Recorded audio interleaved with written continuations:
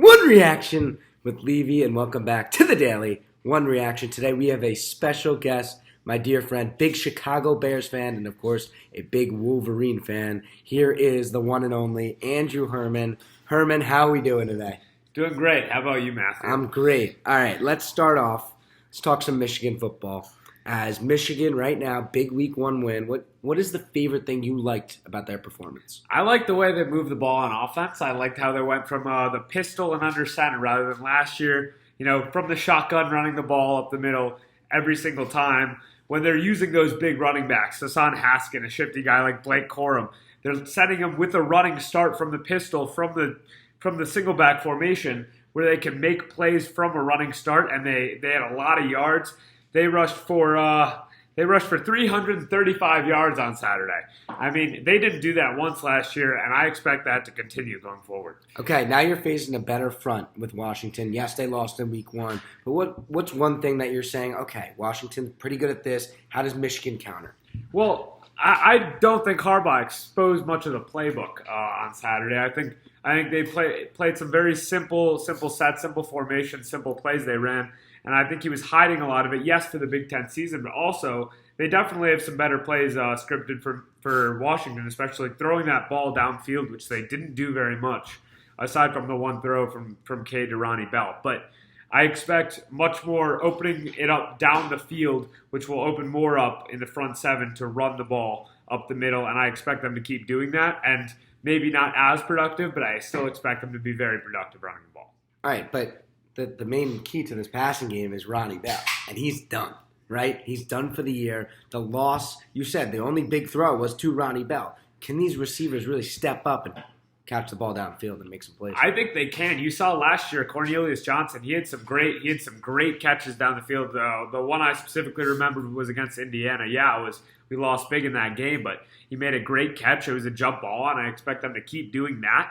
Mike Sandersteele, they didn't use him very much. He's a really speedy receiver. Roman Wilson, A.J. Henning, also speedy receivers. And Dalen Baldwin, who was hurt week one but still came on and had the deep ball catch from J.J. McCarthy. He's a great receiver, transfer from Jackson State, coached by Deion Sanders. I expect him to have a big season. And these receivers, yeah, they're no Ronnie Bell, but they can step up and get the job done. Prediction for Saturday's game. 38-0 Wolverines. Wow. Okay, he's going big.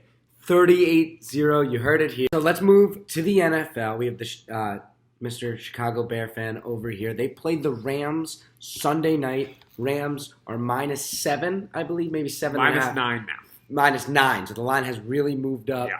What's the key for you guys this season, and what do you expect from the first game? Well, this season, I mean, it's one guy, and who cares? He's a former Buckeye, whatever, but his name is Justin Fields, and he's going to be the Offensive Rookie of the Year, next year the NFL MVP. Justin Fields can make all the throws, had some struggles with decision-making at Ohio State, but, I mean, he's a great player and can make every throw that you need to make. Unfortunately, we will not see him Sunday against the Rams, so he's definitely not going to be the key there. The Red Rocket, Andy Dalton, will be the starter out on the field, and I don't see him getting much done. Matt Nagy will be calling the plays as opposed to Bill Lazor, who did it at the end of last season when the offense was clicking. And, I mean, they're going to focus heavily on David Montgomery in the run game against that stout Rams front seven. So I don't expect the Bears to be able to move the ball all that much. Hopefully they can lean on Andy Dalton's game management skills with great receivers like Allen Robinson and Darnell Mooney. But I can't see the Bears putting up more than 14, 17 points. So it's really on that defense to hold that Matt Stafford-led Rams offense back. And I don't know how well they'll do it, but Bears +9 lock of the week as always. Great. For me, at least, I think if Bears kind of put it together, put that offensive line together. You got Green Bay with all their concerns, with Aaron Rodgers, with their offensive line. A lot of concerns there. They haven't been really gelling. You have Bears are winning the North, if that's what you're getting at. Yeah, I was trying to get at that. The Bears are winning the North. That's a lot. But we got to wait for Justin Fields to come in because in the preseason, you saw they were getting to him every time. This offensive line, I know it wasn't the starters, but the backup defensive linemen were getting to the quarterback every time, and Justin Fields got sacked, I think, twice in 3 games. He evaded that pocket every time, made great throws on the run, had a lot of big runs. So that's the type of quarterback that this Bears team needs. Not a guy who's going to sit in there and take sacks like Nick Foles and Andy Dalton and Mitch Trubisky as we saw last season. How many games does Andy Dalton last before Fields comes in? Anywhere between 1 to 3. Okay. 1 to 3. I've seen 4. Okay. All right. Let's move on. We're going to do a little guess big 3. We haven't done this yet. So I want you to give me top 3 picks for you. A little big 3 from Andrew Herman. Here we go. Go. I'd like to preface this by saying I had no warning in this, so these are kind of on the spot. I'm usually a big Seattle hater, but week 1 Seahawks, first couple weeks they always come out hot. Russell Wilson's always an MVP starting out the season. I like the Seattle Seahawks -2.5 versus the Colts in Indianapolis. I just don't see that offense. Pete Carroll's always got it scripted really well at the beginning of the season.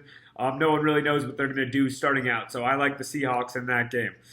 I also like the Eagles +3.5 against Atlanta. Jalen Hurts, I think he's a big sleeper for this season. I think he could come out really strong. I think this Eagles offense could be very good. Their defense could come together. We'll see. And then finally, Monday Night Football. I like the Las Vegas Raiders +4.5 against the Baltimore Ravens. The Raiders, they're always slept on. A consistent, 7-9 type team, but they have a very good offense. I think Henry Ruggs could put on a very good season. And Derek Carr, I think he's a lock of a top 12 quarterback in the league, at least.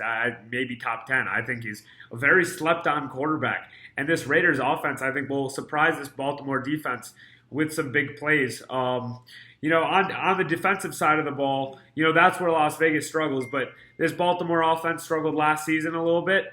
And I think Las Vegas will be able to contain Lamar Jackson and cover that 4.5-point spread. Well, I love those picks, Mr. Herman. Great picks. We'll see what happens here on Sunday. My big 3 will be out, of course, Sunday and Saturday, because we got college football Saturday, football Sunday. We're getting into the thick of things. So one reaction with Levy, a little special guest with Andrew Herman.